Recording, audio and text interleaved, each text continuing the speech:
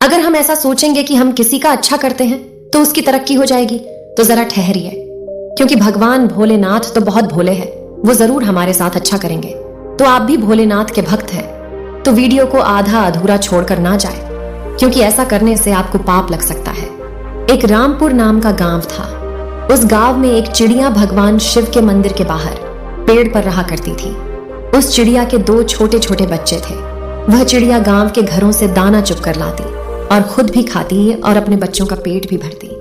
चिड़िया भगवान शिव की परम भक्त थी। वह मन में भगवान भोलेनाथ और माता पार्वती को हमेशा याद करती और प्रणाम करती। उस गांव में एक सेठ सेठानी का घर था। सेठ सेठानी की शादी के कई साल बीत चुके थे, लेकिन अभी तक उनके भाग्य में कोई औलाद का सुख नहीं था। सेठानी इस बात से परेशान होकर घर के पीछे बैठकर रोती रहती। चिड़िया उस सेठानी को जब भी देखती तो भगवान से प्रार्थना करती कि हे भोलेनाथ, हमारी सेठानी को एक पुत्र की प्राप्ति करवा दे, जिससे उसका दुख दूर हो जाए। सेठानी बहुत ही अच्छे विचारों वाली औरत थी, पर सेठ का भगवान में कोई विश्वास नहीं था। सेठ ना ही पूजा पाठ करता, ना ही भागवत कथा सुनता, और ना ही ब्राह्मणों की सेवा करता, और ना ही किसी गरीब की मदद करता। सेठ के ऐसे कर्म ही थे, इसी कारण से उनके भाग्य में बच्चे का सुख नहीं बन पाया। जब गांव की औरतें सेठानी को बांझन कहती तो सेठानी घर के पीछे बैठकर रोती। चिड़िया यह सब देखती, उसे सेठानी पर बड़ा तरस आता। एक दिन चिड़िया ने अपने बच्चों से कहा, बच्चों, अपना ख्याल रखना, मैं बहुत दूर जा रही हूँ और जल्दी वापस लौट आऊंगी। ऐसा बोलकर वो चिड़िया कैलाश पर्वत की ओर उड़ चली। एक लंबा सफर करने के बाद वह कैलाश पर्वत पर पहुंच ही गई। जब करते करते उसका गला सूख गया था और लंबी उड़ान के कारण थक गई थी। इसी कारण कैलाश पर्वत पर पहुंचने के तुरंत बाद ही वो बेहोश हो गई। माता पार्वती ने जब उस चिड़िया को देखा तो उस पर तरस खाकर उसे अपनी शक्ति से पहले जैसा कर दिया। माता पार्वती ने चिड़िया से पूछा, तुम इतना परिश्रम करके किस कारण से यहाँ आई हो? चिड़िया ने कहा, माता, मेरे गांव में एक सेठ सेठानी रहते हैं, उनकी कोई संतान नहीं है। कृपा करके आप उन्हें पुत्र सुख दे दीजिए, क्योंकि बच्चे के लिए सेठानी बहुत रोती है और बहुत दुखी रहती है। तभी शिव जी ने कहा, सेठ ना ही कोई ऐसा पुण्य कर्म करता है और ना ही कोई भागवत कथा करता है जिससे उसके भाग्य में पुत्र योग बन सके, इसलिए उसका कोई पुत्र नहीं हो सकता। पर चिड़िया के बार बार आग्रह करने पर माता ने भोलेनाथ को मना ही लिया। फिर भगवान शंकर ने कहा, पुत्र तो हम दे देंगे, लेकिन सेठ अगर पुण्य कर्म नहीं करेगा तो उसका पुत्र मृत्यु को प्राप्त हो जाएगा। चिड़िया ने कहा, प्रभु, आप सेठ और सेठानी को पुत्र दे दीजिए बस।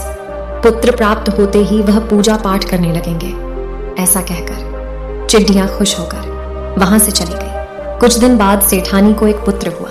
सेठ सेठानी यह देखकर बहुत खुश हुए। पुत्र होने के बाद भी सेठ बिल्कुल नहीं बदला, वह बिल्कुल पहले की तरह ही रहता। चिड़िया को सेठ के पुत्र की बहुत चिंता होने लगी। चिड़िया सोचती, इसके बच्चे के लिए यह कोई पुण्य कर्म नहीं करता, कहीं सेठ के पुत्र की मृत्यु ना हो जाए। चिड़िया फिर से उड़ान भर के कैलाश पर्वत पर पहुंची और माता पार्वती और भगवान शिव से निवेदन करने लगी कि सेठ जी को पुण्य करने के लिए कहे। पार्वती माता ने चिड़िया की भक्ति देखते हुए और उसे दूसरे की परवाह करता देख उन्हें बहुत प्रसन्नता हुई। माता पार्वती और भगवान शिव सेठ के घर एक ब्राह्मण और ब्राह्मण बनकर गए और सेठ सेठानी के दरवाजे पर जाकर भोजन के लिए कहने लगे। सेठ ने पहले तो मना कर दिया, लेकिन सेठानी बड़े ही मन और आदर्श से उनका आदर सत्कार करने लगी। सेठानी ने उन्हें बैठाया और भोजन कराया। घर के अंदर माता पार्वती और भगवान शिव के प्रवेश करते ही सेठ की बुद्धि ठीक हो गई और वह ब्राह्मण ब्राह्मणी से क्षमा मांगने लगा। तब महादेव जी ने ब्राह्मण के रूप में बताया कि तुम्हें पुत्र का सुख नहीं था, लेकिन एक चिड़िया की भक्ति से प्रसन्न होकर महादेव जी ने तुम्हें पुत्र दिया है। अगर तुमने पुण्य कर्म नहीं करोगे तो तुम्हारे पुत्र की मृत्यु हो जाएगी। यह सुनकर सेठानी रोने लगी और नन्ही चिड़िया को धन्यवाद देने लगे। सेठ ने कहा, हमारे पुत्र के लिए एक चिड़िया भोलेनाथ से लड़कर हमारे भाग्य में पुत्र सुख दे सकती है, तो क्या हम अपने पुत्र की रक्षा के लिए पुण्य कर्म नहीं कर सकते? सेठ जी ने ब्राह्मण ब्राह्मणी से पूछा, महादेव जी के प्रिय व्रत कौन से हैं जिनको मैं धारण करके महादेव जी को प्रसन्न कर सकूं? तब माता पार्वती ने बताया, महादेव जी का प्रिय व्रत महाशिवरात्रि है। जो भी मनुष्य महाशिवरात्रि का व्रत करता है और उस दिन पूरे विधि विधान से शिव की पूजा करता है, उस पर महादेव जी की कृपा बरसती है। सेठ सेठानी ने कहा, अब हम भी महाशिवरात्रि के दिन महाशिवरात्रि का व्रत करेंगे और पूरे विधि विधान से पूजन भी करेंगे। महादेव जी और माता पार्वती वहां से चले गए।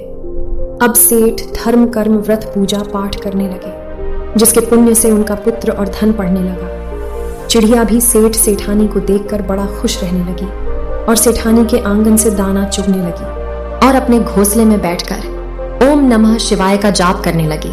तो देखा दोस्तों, एक छोटी चिड़िया किसी के जीवन में खुशियां भर सकती है। इसीलिए हमेशा दूसरों के लिए अच्छा सोचें। अगर आप दूसरों का अच्छा सोचेंगे तो आपका भी भगवान भोलेनाथ अच्छा करेंगे।